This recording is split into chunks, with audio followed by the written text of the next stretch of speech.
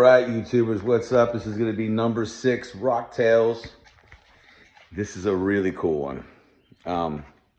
So when I was a kid, I grew up playing blues 7 days a week. It's very fortunate that, I was old enough that was during the blues boom that Stevie Ray Vaughan single-handedly brought back, I guess in 1983, 84, when he was doing the Bowie gig. He walked out at rehearsals. He got John Hammond Jr. signed him.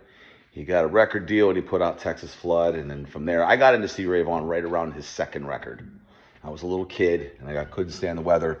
I was listening to him and Hendrix, and it just changed my life for the better, because I was stuck in, the Van Halen world, which later now I'm loving it, and I'm finding different ways of, how everything amalgamates and becomes like a cauldron of mix, that everything becomes yours if you go about it the right way. You Jeff Beck, and you'd sprinkle Hendrix and Eddie Van Halen, and then listen to like the Brecker Brothers and all that stuff. That's a whole other thing. But so grew up, and then I remembered seeing Jeff Healey, the blind guitar player that played on his lap. I would see him play on like the late night show with Leno.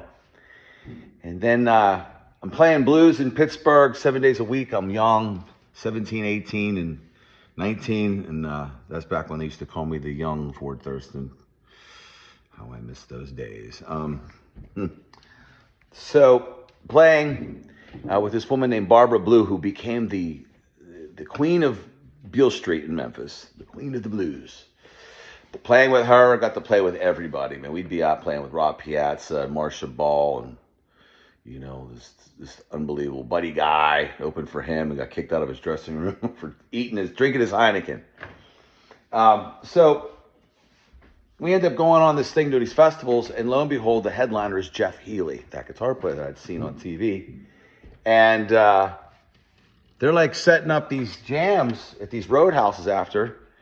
And there we go. We get there, and our band, Barbara's band, was the house band for the jam. Word got out with this place, and it's so packed. It's like the size of my kitchen, and it's about this big. It's like right here, and there's 600 people packed in this little area, and people are like right up to your face, where like they're standing on my tube screamer. And then Jeff Healey comes out, and he was a tall guy. He was probably like 6'2", something like that.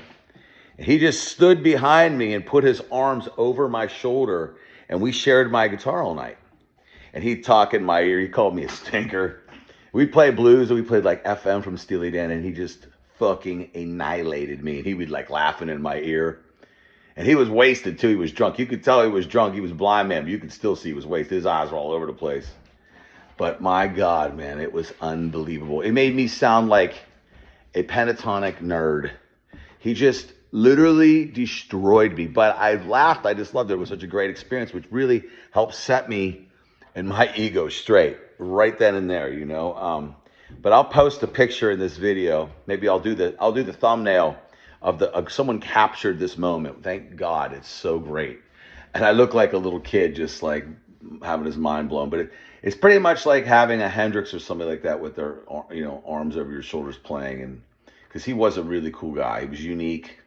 He was one of the first doing the whole lap thing that everyone knew of, at least. And what an amazing musician, saxophone player, singer, whatnot. But so he played, and it just blew me away. Now, he had taken his blind walking stick and he put it behind him in the corner of this little room, and some asshole stole his walking stick that night. Who the fuck would steal some blind man's walking stick? Unbelievable. But he played all night and just slayed me all night.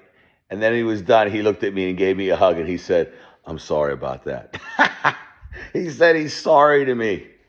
Oh my God, it was funny. So stay tuned for Rocktales number 7. I'm enjoying doing this.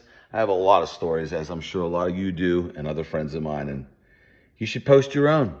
They're like little short, little stories of your life. But I posted another lesson today. I'm going to post more tomorrow. And we're going to dive into chromaticism with our licks mixed with diminished. This is where we'll go. And then we get back to my little dating thing. I got some thoughts on that thing, on us guys and girls, especially since I looked on my analytics and I saw that I have 99% of just It's dudes, you know? I have one girl that follows me. It's crazy. I need to change that shit somehow. Any advice on how to get girls to follow my guitar lessons would be greatly appreciated because, you know, everyone that watches my videos, you all have your arms crossed going, I can do that better. So, all right, have a great day. I'm about to myself. See you next time. Take care.